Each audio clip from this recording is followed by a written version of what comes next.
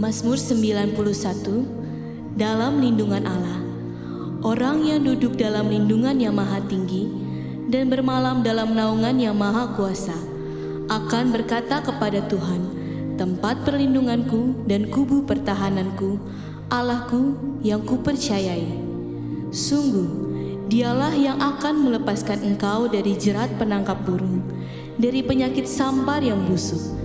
Dengan kepaknya ia akan menudungi engkau, di bawah sayapnya engkau akan berlindung.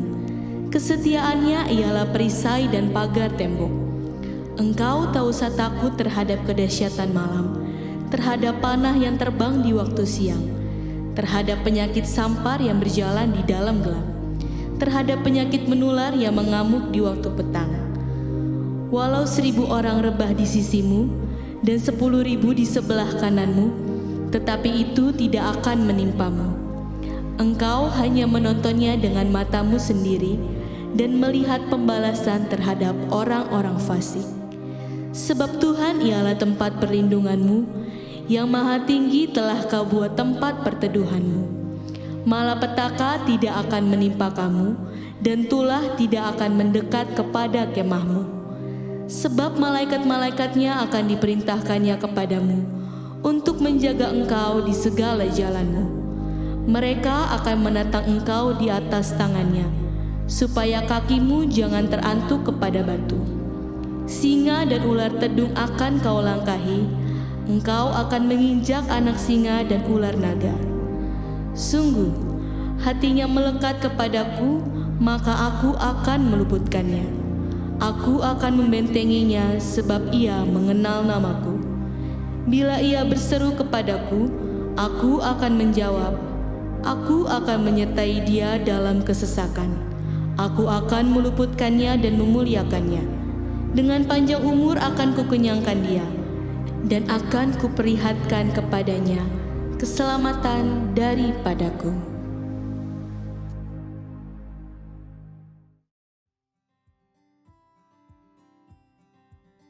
Shalom saudara, apa yang tak bisa terpisahkan dari generasi saat ini?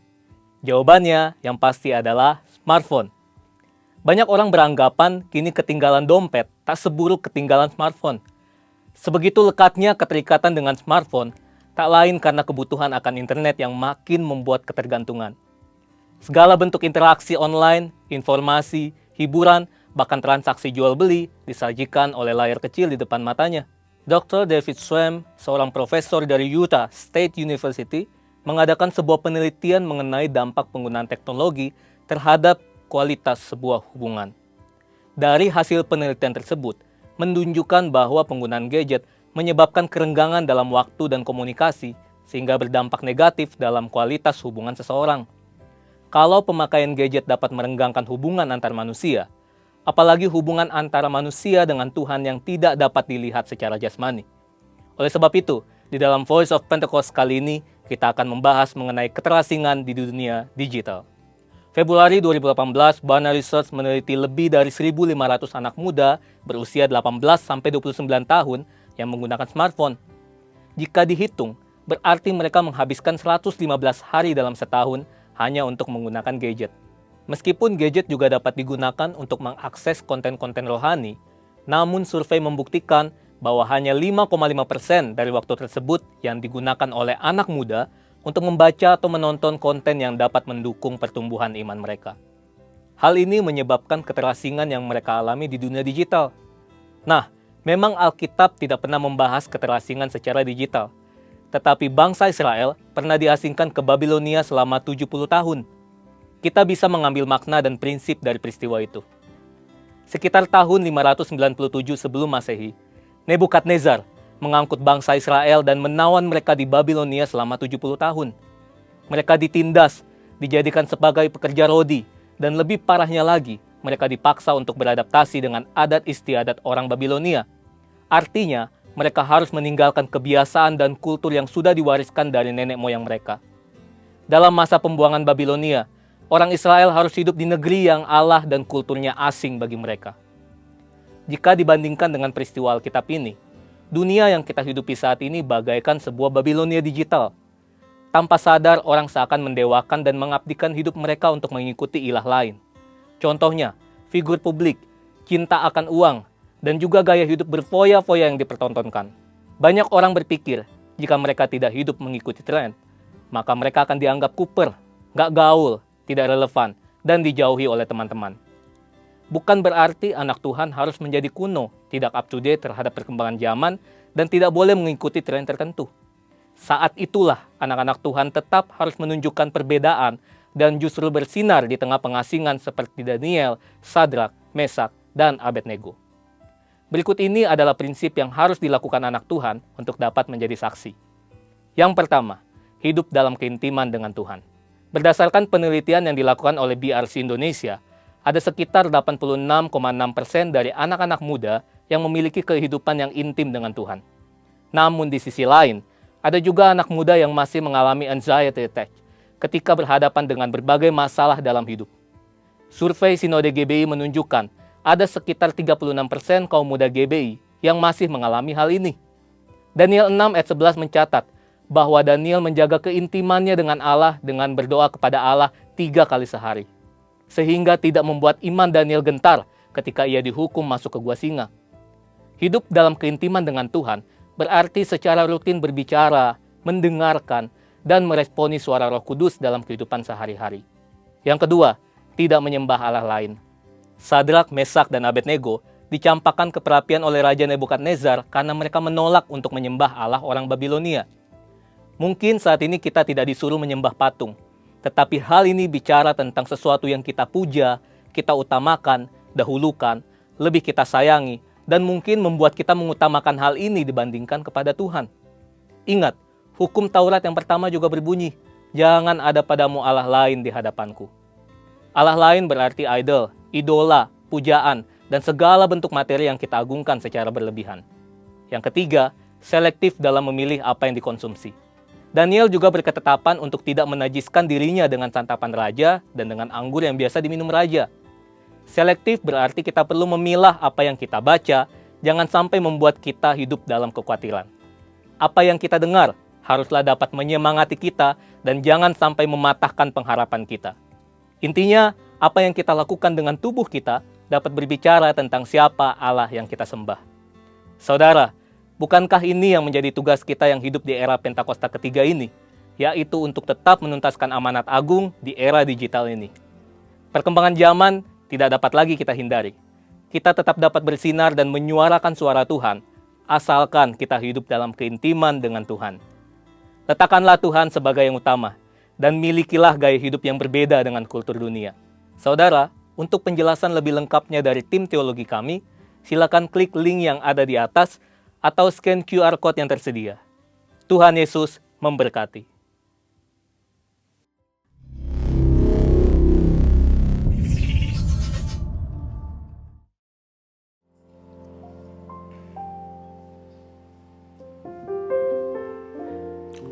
Puji nama Tuhan, Shalom, saudara kasih semuanya, Shalom.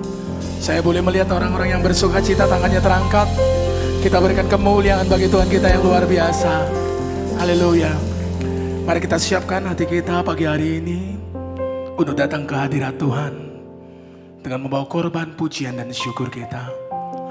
Terima kasih Tuhan buat segala penyertaan-Mu Tuhan.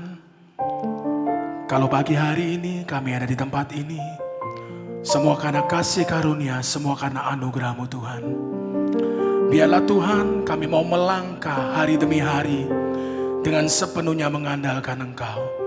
Dan kami percaya Engkau menyediakan Roh Kudus bagi setiap kami yang ada di dalam hidup kami. Kami percaya apapun yang kami hadapi, tantangan kehidupan, kami percaya Roh-Mu menopang dan memberikan kekuatan bagi kami. Terima kasih Yesus, terima kasih. Biarlah segala pujian, hormat, kemuliaan kami persembahkan hanya bagi nama Yesus. Yang siap memuji Tuhan bersama saya katakan, amin. Kita berikan kemuliaan bagi Tuhan kita yang luar biasa. Mari dengan segenap hati katakan, datang Roh Kudus, Kau ku rindu. Dengan minyak yang baru urapiku, mengalir penuhiku, mengalir pulihkanku. Kuasa-Mu bebaskan hidupku. Datang Roh Kudus, Kau ku rindu, dengan minyak yang baru urapiku, mengalir penuhiku, mengalir pulihkanku. Kuasa-Mu bebaskan hidupku. Satu yang ku rindu, bersekutu denganmu, bawaku lebih lagi tinggal di dalam-Mu, nikmati hadirat-Mu, jamahlah seluruh hidupku. Kuasa-Mu mengubah hidupku. Mari kita berikan kemuliaan bagi Tuhan kita bersama, katakan, datang Roh Kudus, Kau ku rindu, dengan minyak yang baru urapiku, mengalir penuhiku, mengalir pulihkanku. Kuasa-Mu bebaskan hidupku. Mari datang ya Roh Kudus, datang Roh Kudus, Kau ku rindu, dengan minyak yang baru urapiku, mengalir penuhiku, mengalir pulihkanku. Kuasa-Mu bebaskan hidupku. Mari angkat tanganmu dan berkata, satu yang ku rindu, bersekutu denganmu, bawaku lebih lagi tinggal di dalam-Mu, nikmati hadirat-Mu, jamahlah seluruh hidupku. Kuasa-Mu mengubah hidupku. Satu yang ku rindu, satu yang ku rindu, bersekutu denganmu, bawaku lebih lagi tinggal di dalam-Mu, nikmati hadirat-Mu, jamahlah seluruh hidupku. Kuasa-Mu mengubah hidupku. Satu yang ku rindu, satu yang ku rindu, bersekutu denganmu, bawaku lebih lagi tinggal di dalam-Mu, nikmati hadirat-Mu, jamahlah seluruh hidupku. Kuasa-Mu mengubah hidupku. Mari jemaat bersama para pemuji katakan, datang Roh Kudus, datang Roh Kudus, Kau ku rindu. Ini kerinduan setiap kami ya Tuhan. Dengan minyak yang baru urapiku, Mengalir, mengalir, mengalir penuhiku, mengalir pulihkanku. Kuasa-Mu bebaskan hidupku. mari lebih lagi katakan, datang Roh Kudus, datang Roh Kudus, Kau ku rindu, dengan minyak yang baru urapiku, mengalir penuhiku, mengalir pulihkanku. Kuasa-Mu bebaskan hidupku. Mari katakan, satu yang ku rindu, bersekutu denganmu, bawaku lebih lagi tinggal di dalam-Mu, nikmati hadirat hadirat-Mu, jamahlah seluruh hidupku. Kuasa-Mu mengubahi. Dengan segenap kerinduan katakan, satu yang ku rindu, bersekutu denganmu. bawaku lebih lagi tinggal di dalam-Mu, nikmati hadirat-Mu, jamahlah seluruh hidupku. Kuasa-Mu mengubah hidupku. Dengan kerinduanmu katakan, satu yang ku rindu, bersekutu denganmu, bawaku lebih lagi tinggal di dalam-Mu, nikmati hadirat-Mu, jamahlah seluruh hidupku. Kuasa-Mu mengubah.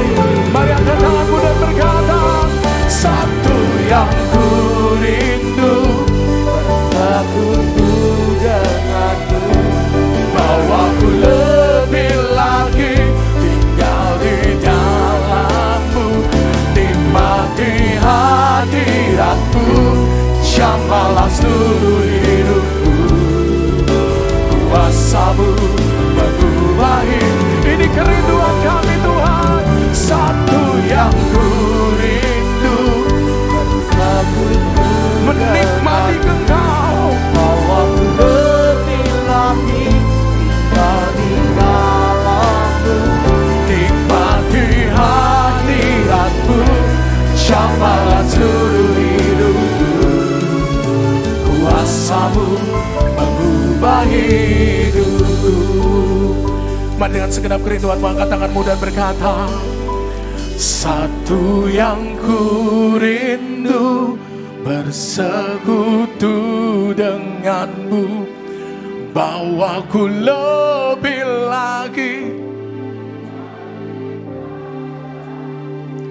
nikmati hadirat-Mu, jamahlah seluruh hidupku. Kuasa-Mu mengubah hidupku. Mari sekali lagi katakan, satu yang ku rindu. Ini umat-Mu Tuhan, bawaku lebih lagi nikmati hadirat-Mu, jamahlah seluruh hidupku. Kuasa-Mu mengubah hidupku. Kuasa-Mu mengubah hidupku. Kuasa-Mu mengubah hidupku.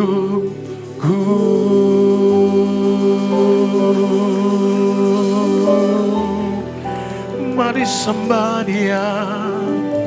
Roh Kudus, Roh Kudus, penuhi kami. Kami rindu, kami haus, jamah kami, lawat kami, oh Roh Kudus. Mari sembah Dia, sembah Dia. Setiap pribadi alami Tuhan, bertemu muka dengan muka, dipenuhi oleh Roh Kudus saat kami menyembah. Oh,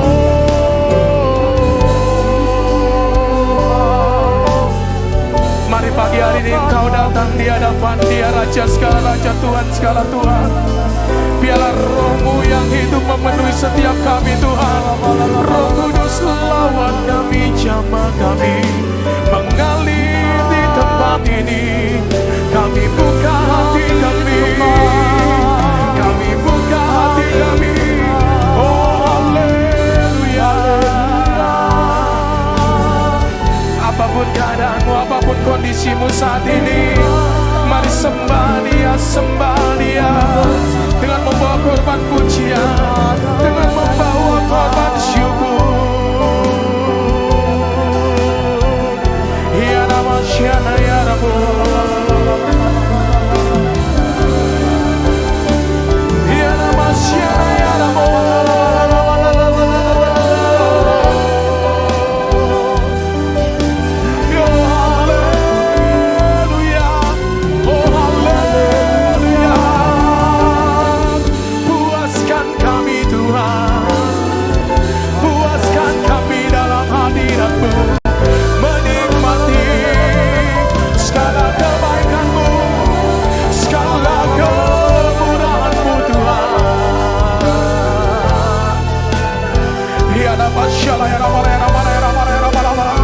Biarlah kami mengalami Tuhan, biarlah kami tenggelam di dalam aliran sungai-Mu yang kudus Tuhan. Kami mau dipuaskan di dalam hadirat-Mu. Tiada tempat yang lebih indah selain dalam hadirat-Mu. Haleluya. Ya Namasyana ya Rabba ya Rabba ya Rabba ya Rabba ya Rabba. Ya Namasyana ya Rabba ya Rabba ya Rabba ya Rabba. Ya Namasyana ya Rabba. Horakana syakana ya Rabba ya syekene ya Rabba. Ya Namasyana ya Rabba. Mari buka hatimu. Mari buka hatimu biar Roh Kudus memenuhimu saat ini. Ya Namasyana ya Rabba ya Rabba ya Rabba.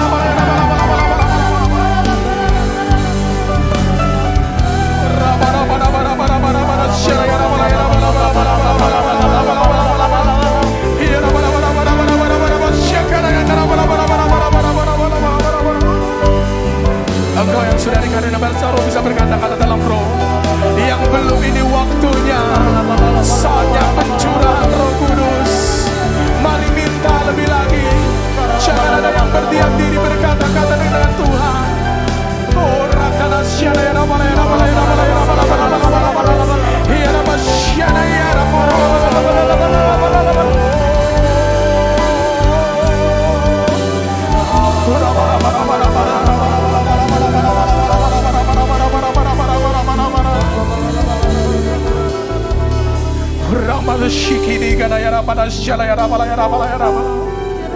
Roh penolong, Roh penghibur, Kau hadir di tempat ini Tuhan. Satu yang ku rindu, bersekutu denganmu, bawaku lebih lagi tinggal di dalammu, nikmati hadiratmu, jamalah seluruh hidupku. Kuasa-Mu mengubah hidupku. Mari jemaat sendiri katakan, satu yang ku benar Tuhan.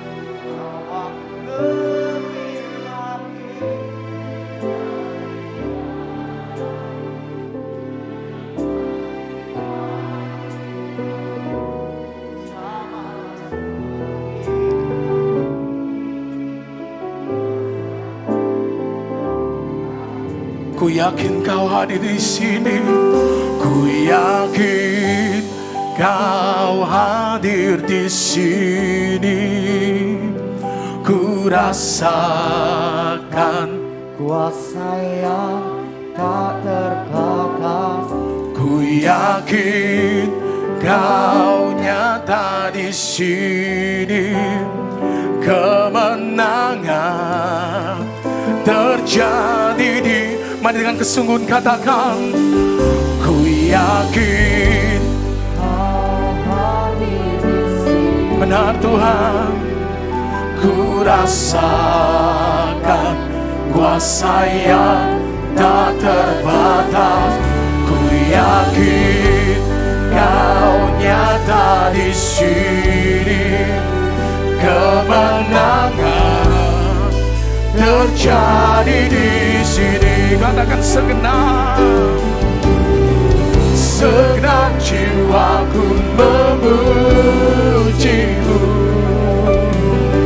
Sungguh besar Kau Yesusku, segenap hatiku menyembah-Mu. Kau besar, Kau besar. Mari boleh bangkit berdiri bersama, katakan segenap jiwa, segenap jiwaku memuji-Mu.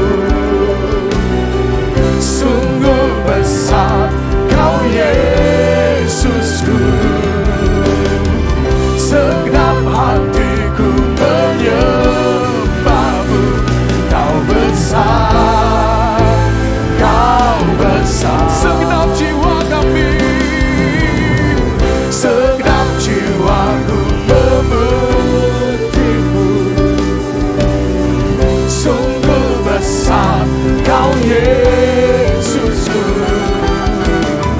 segenap hatiku menyembah. Katakan Kau besar, Kau besar, Kau besar, Kau besar, Kau besar, Kau besar.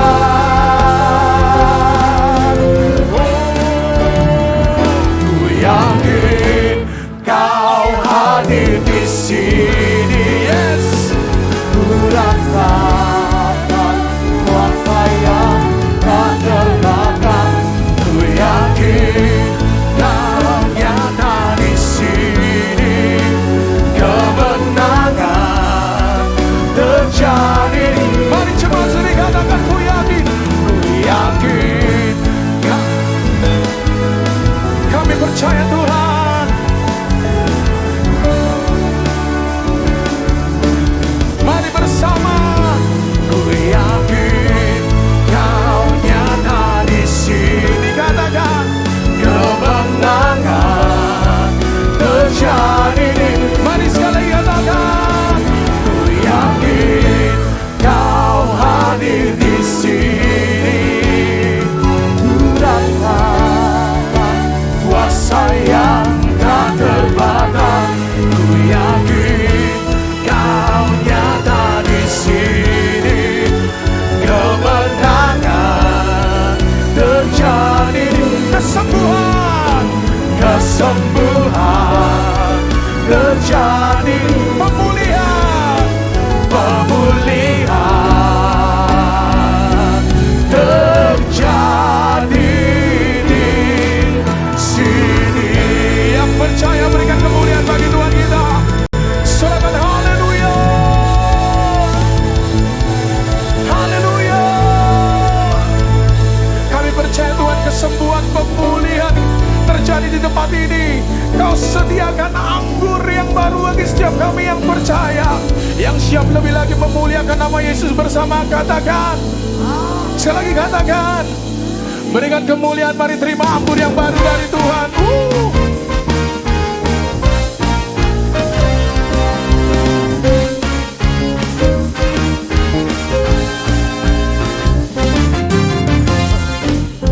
Tercurah di tempat ini urapannya yang ajaib, memulihkan umatnya. Katakan Roh Kudus tercurah bagi gerejanya, membangkitkan umat pilihannya. Katakan Roh Kudus, Roh Kudus tercurah di tempat ini, urapannya yang ajaib, memulihkan umatnya.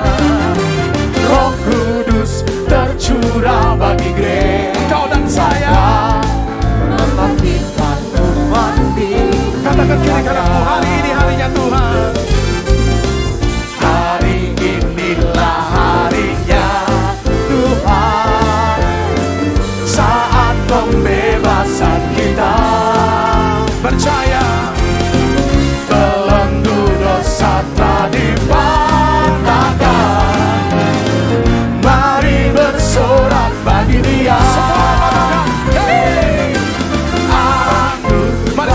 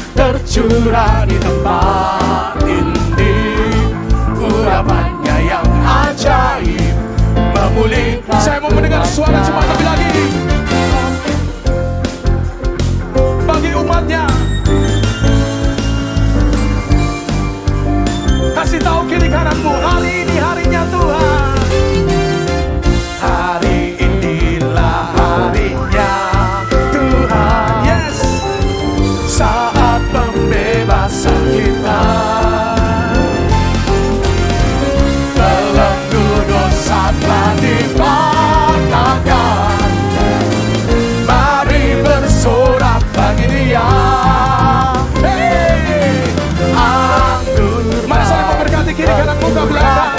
Terima anggur yang baru dari Tuhan. Umatnya dengan sukacita. Minyak baru tercurah, urapi umatnya, nyata kuasanya. Lebih lagi terima. Anggur baru tercurah, Menuhi umatnya dengan sukacita. Minyak baru tercurah, urapi umatnya, nyata kuasanya. Mari sekarang katakan, anggur baru. Terima, terima, terima. umatnya Dengan sukacita. Tertawa bagi Dia. Minyak baru tercurah, urapi umatnya, nyata kuasanya. Kasih jempol katakan, nyata kuasanya. Sekali lagi, nyata kuasanya. Yang bersorak-sorai terima anggur yang baru dari Tuhan. Sorakan haleluya. Puji nama Tuhan. Silakan duduk Bapak Ibu Saudara kasih. Shalom, saudara-saudaraku yang terkasih di dalam Tuhan. Saya bersukacita hari ini ada di dalam ibadah, karena ibadah hari ini adalah anugerah yang ajaib dari Tuhan. Saya berdoa supaya kita semua ada dalam keadaan baik-baik saja dan sehat-sehat saja, sama seperti jiwa kita baik-baik saja. Amin. Nah, saudara-saudaraku, hari ini kita mau berbicara tentang penampakan terakhir dari Tuhan Yesus. Penampakan terakhir dari Tuhan Yesus. Kita tahu selama 40 hari setelah kebangkitan Yesus, sebelum dia naik ke surga, Yesus menampakkan diri kepada lebih dari 500 murid-muridnya. Nah, kenapa Yesus perlu menunggu sampai 40 hari sebelum ia naik ke surga? Kenapa ia menampakkan diri kepada begitu banyak orang dan murid-muridnya? Kita percaya bahwa ada sesuatu yang penting di dalam penampakan Yesus, sehingga dia menunggu 40 hari dan menampakkan diri kepada banyak orang. Nah, di dalam peristiwa penampakan yang terakhir kepada murid-muridnya, seperti yang dicatat di dalam Lukas 24 ayat 36 sampai dengan 49, kita melihat Tuhan Yesus menghendaki sesuatu terjadi dengan murid-muridnya. Tuhan Yesus menghendaki murid-murid mengerti dan menghidupi paradigma ilahi yang Tuhan mau berikan kepada mereka. Jadi apa yang Tuhan mau murid-murid mengerti dan lakukan di dalam kehidupan mereka? Mari kita lihat di dalam Lukas 24. Saudara, peristiwa penampakan yang terakhir dikisahkan bagaimana murid-murid pada waktu itu sedang berkumpul dan Tuhan Yesus tiba-tiba hadir di tengah-tengah mereka. Ya, Tuhan Yesus bisa tiba-tiba hadir karena dia telah bangkit dengan tubuh kemuliaan. Dan dia kemudian melepaskan shalom atau damai sejahtera di tengah murid-muridnya.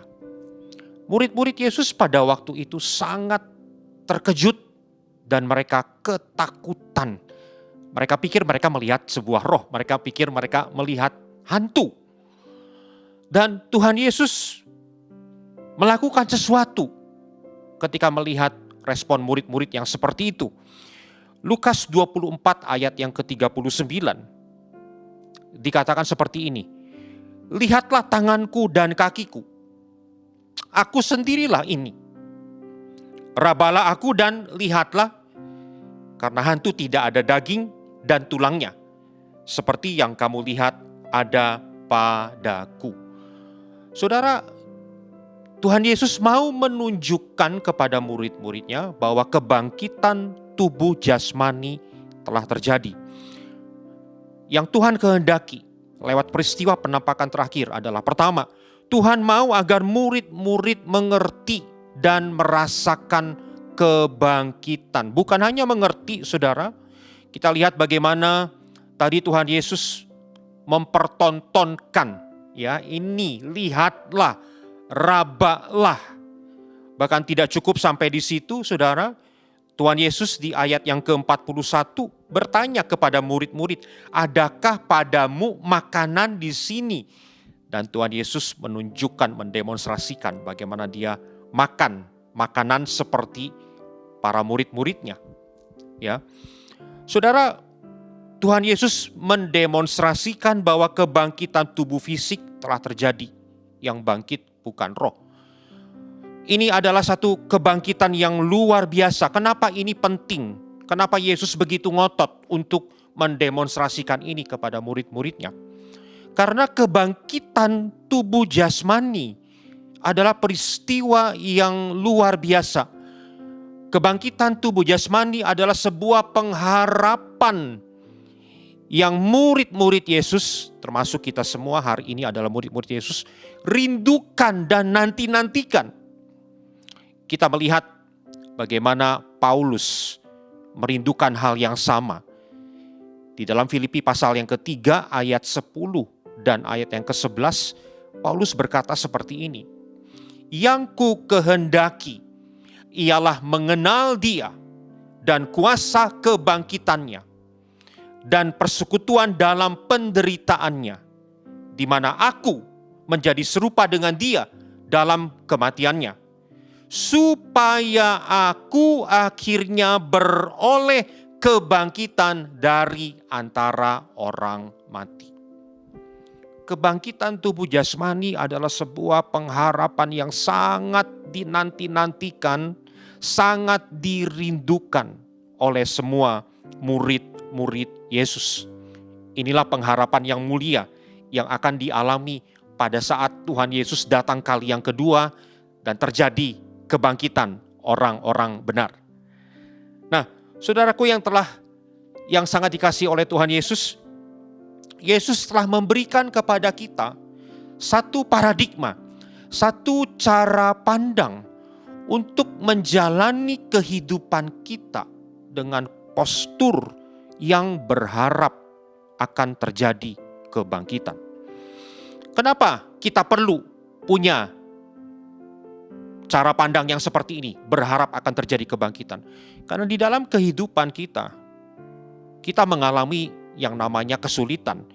Kita mengalami sebuah waktu di mana kita masuk ke dalam lembah kehidupan, saudara ya. Kita mengalami tantangan-tantangan di dalam kehidupan. Seringkali kita merasa seolah-olah pada saat kesulitan terjadi, jalan di depan kita buntu, kiri kanan kita tidak ada jalan, ke belakang tidak ada jalan. Sehingga satu-satunya kekuatan kita pada saat kesulitan terjadi adalah kita melihat sebuah pengharapan. Pengharapan itulah yang membuat kita, saudara dan saya, kuat di tengah-tengah kesulitan di mana kita seolah-olah tidak melihat adanya jalan keluar. Saudara, ada banyak pengharapan-pengharapan yang mungkin kita dengar sepanjang kehidupan kita. Tapi saya mau katakan ada satu pengharapan yang sangat penting, yang paling kokoh, yang harus kita miliki dalam kehidupan kita. Pengharapan akan terjadinya kebangkitan orang-orang benar. Pengharapan pada satu saat nanti saudara dan saya, kita akan mengalami kebangkitan tubuh jasmani, tubuh kemuliaan pada saat Tuhan Yesus datang kali yang kedua. Pada saat saya mengalami kesulitan di dalam hidup, seolah-olah tidak ada pertolongan pada saat itu, saudara ya. Seringkali pikiran kita buntu.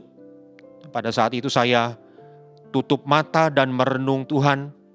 Saya mau merenungkan apa yang saya miliki di dalam Tuhan. Itu yang saya lakukan, saudara. Apa yang saya miliki di dalam Tuhan? Pengharapan. Ya, saya tidak mau pada saat kesulitan terjadi, seolah-olah saya ketemu jalan buntu. Saya pengen lihat ada selalu jalan. Dan itulah fungsi dari pengharapan.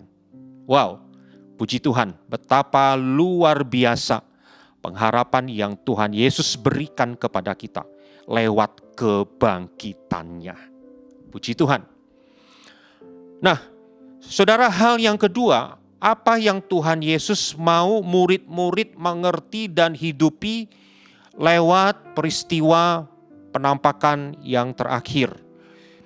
Kita lihat di dalam Lukas 24 ayat yang ke-45. Ini yang Yesus lakukan. Lalu ia membuka pikiran mereka sehingga mereka mengerti kitab suci. Katanya kepada mereka, ada tertulis demikian, Mesias harus menderita dan bangkit dari orang mati pada hari yang ketiga. Dan lagi, dalam namanya berita tentang pertobatan dan pengampunan dosa harus disampaikan kepada segala bangsa, mulai dari Yerusalem. Saudara, apa yang Yesus lakukan? Tuhan mau agar murid-muridnya melihat Dia, melihat Yesus di dalam kitab suci. Tuhan mau agar murid-muridnya memahami misi Yesus seperti yang tertulis di dalam kitab suci. Ada banyak yang Yesus lakukan ketika Yesus menampakkan diri setelah kebangkitannya. Ia memulihkan Petrus, ya. Ia melepaskan damai sejahtera kepada murid-murid yang berkumpul. Ia memulihkan Thomas dari ketidakpercayaannya. Saudara, tapi dalam penampakan yang terakhir, saudara, ada satu hal yang terpenting yang Yesus lakukan, yaitu Yesus membuka pikiran murid-murid sehingga mereka bisa mengerti apa yang harus terjadi sesudah kebangkitan. Sehingga mereka bisa memahami misi atau rencana Yesus di dalam dunia ini. Seluruh kitab suci menceritakan berita pertobatan dan pengampunan dosa yang harus disampaikan kepada seluruh bangsa. Itulah yang Yesus mau murid-murid mengerti dan hidupi, saudara. Saudara-saudara, mari kita renungkan di dalam kehidupan kita bagaimana kita memandang kitab suci atau Alkitab. Ya, seringkali kita melihat kitab suci sebagai katakanlah buku referensi. Ya, pada saat sesuatu terjadi, apa yang harus saya lakukan? Gitu ya. Pada saat saya mengalami hal ini, apa yang harus saya lakukan? Gitu. Tentu tidak salah untuk melihat Alkitab sebagai sebuah buku referensi yang menolong kehidupan kita. Tapi saya mau katakan, Alkitab lebih dari sekedar buku referensi. Ya. Alkitab menceritakan tentang Tuhan yang rindu untuk tinggal di tengah-tengah umatnya. Alkitab menceritakan tentang bagaimana Tuhan menebus, Dia panjang sabar ketika umatnya meninggalkan Dia dan berdosa di hadapan Dia. Dan Dia memberikan penebusan, cara untuk supaya penebusan terjadi sehingga umat Tuhan bisa berbalik kepada Dia. Itulah yang Alkitab katakan dan ceritakan. Di sepanjang kitab Kejadian sampai dengan kitab Wahyu, kita melihat gambaran-gambaran tentang Tuhan Yesus. Di kitab Imamat, kita melihat Yesus di dalam korban-korban binatang yang disembelih dan darahnya harus dicurahkan itu. Di dalam kitab Yosua, kita melihat Yesus di dalam tali dari benang kirmisi yang menyelamatkan Rahab dan keluarganya dari penumpasan kota Yeriko. Di dalam kitab Yesaya, kita melihat Yesus sebagai hamba yang menderita. Dan di dalam kitab Wahyu, kita melihat Yesus sebagai Tuhan segala Tuhan dan Raja segala Raja. Amin, saudara. Tidakkah kita semua, saudara dan saya, melihat Alkitab dengan cara yang seperti ini? Itulah yang Tuhan Yesus mau lakukan kepada murid-muridnya Dia mau murid-muridnya melihat dia dan melihat misi Yesus di dalam kitab suci. Puji Tuhan, saudara.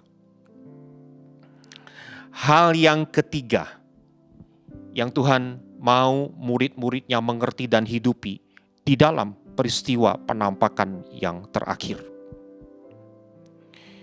Lukas 24 ayat yang ke-47 katakan seperti ini.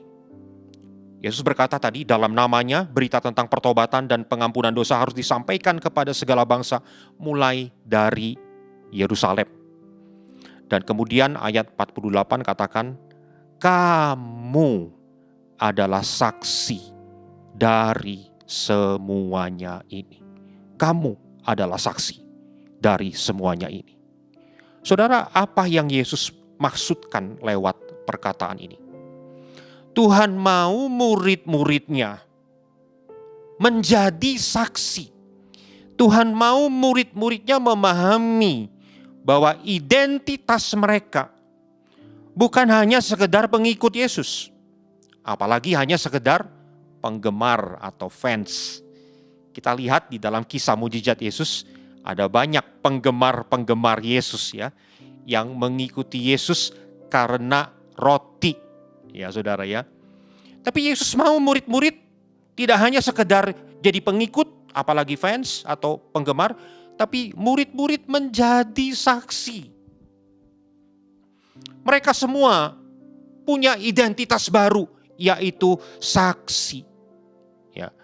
Jadi saudaraku yang terkasih di dalam Tuhan Yesus, seluruh yang murid-murid alami di dalam kehidupan mereka.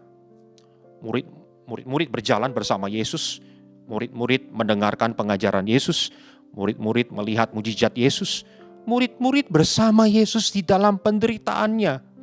Murid-murid menjadi saksi akan kematian Yesus di atas kayu salib.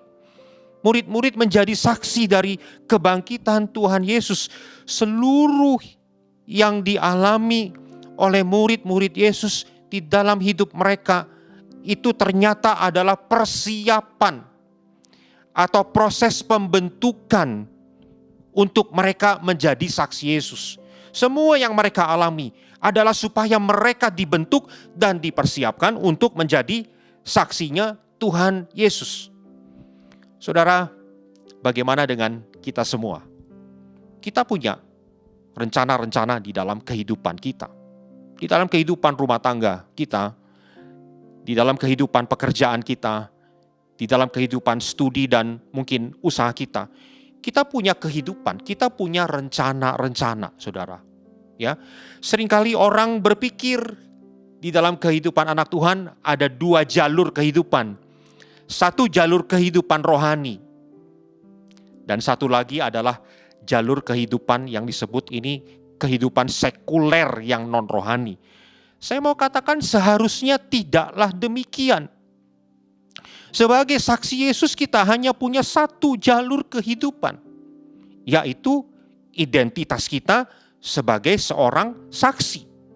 Apa yang kita alami, rencana-rencana yang kita miliki di dalam kehidupan pekerjaan kita, usaha kita, studi kita adalah sebuah panggung, sebuah wahana untuk kita menjadi saksinya Tuhan Yesus. Hanya ada satu kehidupan, jalur kehidupan, yaitu sebagai saksinya Tuhan.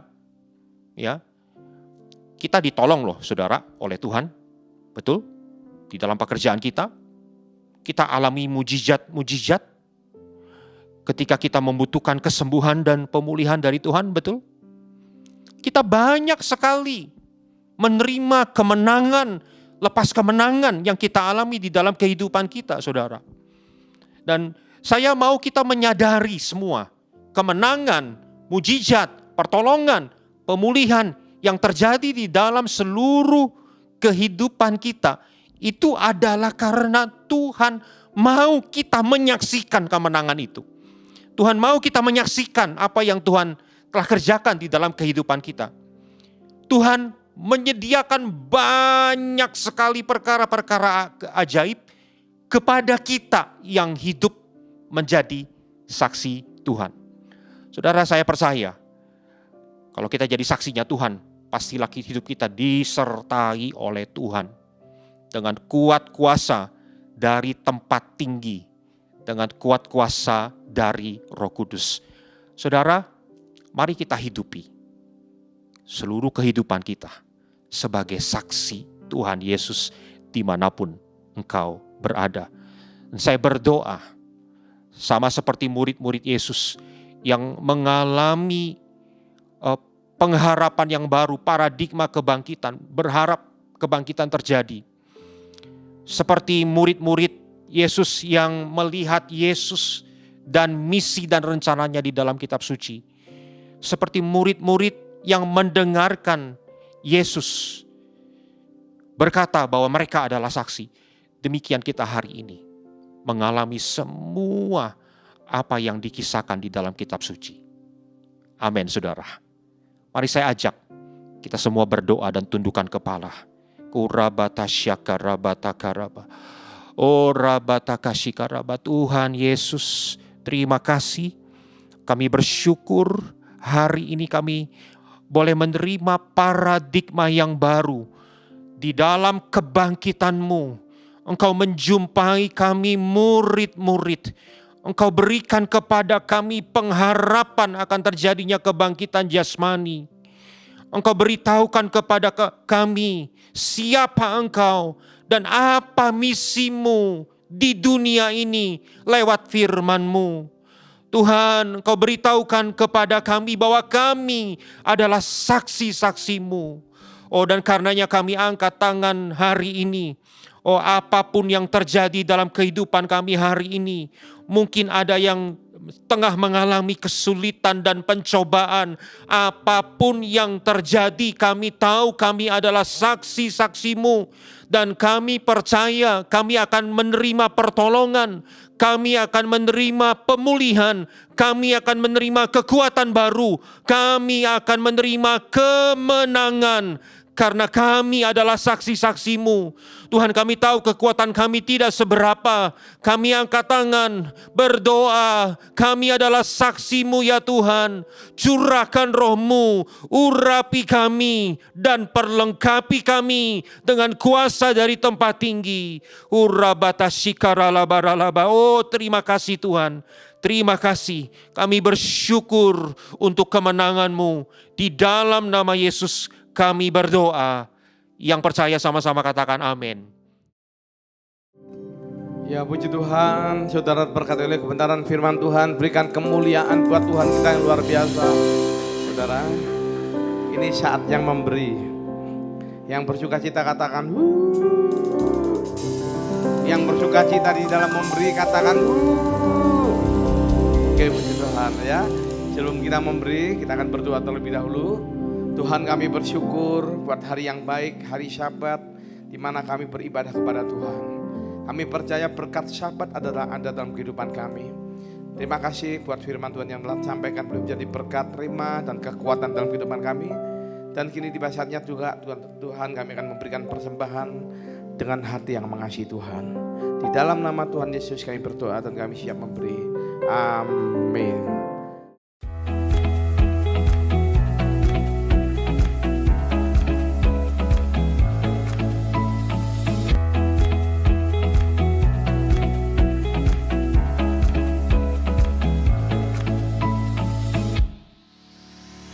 Shalom, dengan penuh sukacita, kami menyambut Bapak Ibu Saudara dalam ibadah raya GBI Suropati.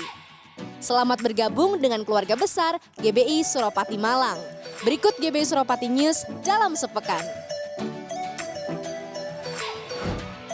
Ibadah Raya Minggu diadakan sebanyak 3 kali, pukul 7 pagi, 9 pagi, dan 5 sore bertempat di Men Armet 2, Jalan Panglima Sudirman, nomor 14, Rampal, Malang. Bagi jemaat Tuhan yang menghadiri ibadah secara onsite, wajib mematuhi protokol kesehatan yang berlaku. Hai kids, this is what are you waiting for? Ibadah Suropati Kids kembali dilaksanakan secara onsite setiap hari Minggu di ruang gereja anak pukul 9.30 pagi. Mari adik-adik kita memuji dan menyembah Tuhan bersama-sama. Untuk informasi lebih lanjut, silakan hubungi nomor yang tertera. Dan untuk JC diadakan setiap minggu kedua dan keempat pukul 16.30 melalui Zoom Meeting. Rumah doa diadakan setiap hari Senin sampai dengan Jumat pukul 10 sampai 12 siang bertempat di Sekretariat Gereja Jalan Raya Langsep nomor 30 Malang. Menara Doa Online diadakan setiap hari Rabu pukul 10 waktu Indonesia bagian Barat yang dapat diakses melalui kanal YouTube GBI Suropati Malang. Doa Fajar diadakan setiap hari Selasa sampai dengan Jumat pada pukul 4.45 pagi waktu Indonesia bagian Barat bertempat di Sekretariat Gereja. Ibadah doa puasa diadakan setiap hari Sabtu pukul 10 pagi waktu Indonesia bagian Barat bertempat di Jalan Raya Langsep nomor 30. Kami mengundang Bapak Ibu Saudara untuk mengikuti doa malam online yang diadakan setiap hari Jumat pukul 18.00 waktu Indonesia bagian Barat. Kami mendorong saudara-saudari sekalian yang belum dibaptis selam untuk dapat mengikuti baptisan selam pada hari Sabtu 28 Mei 2022 pukul 1 siang yang diadakan di Sekretariat GBI Suropati, Jalan Raya Langsep, nomor 30 Malang. Bagi saudara yang akan mengikuti baptisan selam, diharapkan menyiapkan persyaratan berikut ini. Unit Pelayanan Anak GBI Suropati membuka kesempatan bagi saudara sekalian yang rindu melayani Tuhan di bidang sekolah minggu. Daftarkan diri Anda melalui nomor yang tertera di layar. GBI Suropati menyediakan layanan prayer center, permohonan doa dan kesaksian melalui WhatsApp Center 0812 1262 1700. Untuk persembahan umum atau kolekte, perpuluhan jemaat, ucapan syukur dapat ditransfer dengan scan QR Code menggunakan handphone Bapak Ibu Saudara. Persembahan dapat diberikan melalui M-Banking, OVO, GoPay, ShopeePay, Dana, dan lainnya atau ditransfer ke rekening BCA 440 503 7000 atas nama GBI Suropati. Demikian GBI Suropati News untuk minggu ini. Untuk informasi lebih lanjut, saudara dapat mengikuti akun Instagram kami di @GBI-Suropati atau menghubungi call center kami di 0813 8226 8000. Tetapi saatnya akan datang dan sudah tiba sekarang bahwa penyembah-penyembah benar akan menyembah Bapa dalam roh dan kebenaran, sebab Bapa menghendaki penyembah-penyembah demikian. Next Gen Malang mengadakan Praise and Worship Night pada hari Sabtu 28 Mei 2022 di Menarmet 2 pukul 5 sore. Let's come and join us and feel His presence together.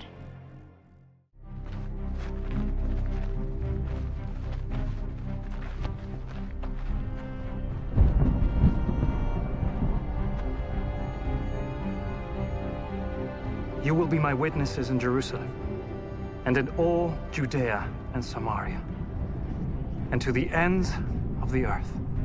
Go into the world and preach the gospel to all creation.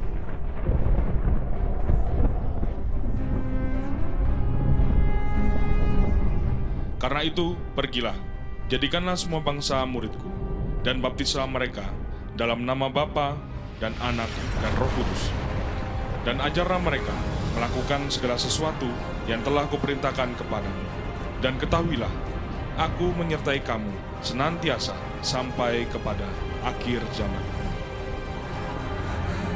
Ibadah Raya Kenaikan Tuhan Yesus dilaksanakan secara on-site pada hari Kamis 26 Mei 2022 dalam 2 kali ibadah, yakni pada pukul 8 pagi dan pukul 5 sore, dilayani oleh Gembala Sidang Bapak Pendeta Aven Hardianto. Ibadah secara online tetap dapat disaksikan melalui kanal YouTube GBI Suropati Malang.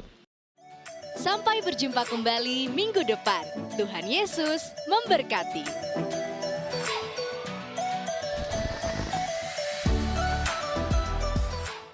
Mari saya undang saudara untuk bangkit berdiri.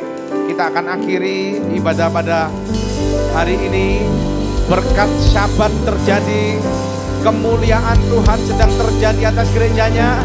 Amin. Saudara, mari kita katakan, kuasanya dicurahkan, berkatnya dilimpahkan, penuaian besar sungguh terjadi. Segala bangsa akan datang menyembah Yesus Tuhan, kemuliaan Tuhan telah turun.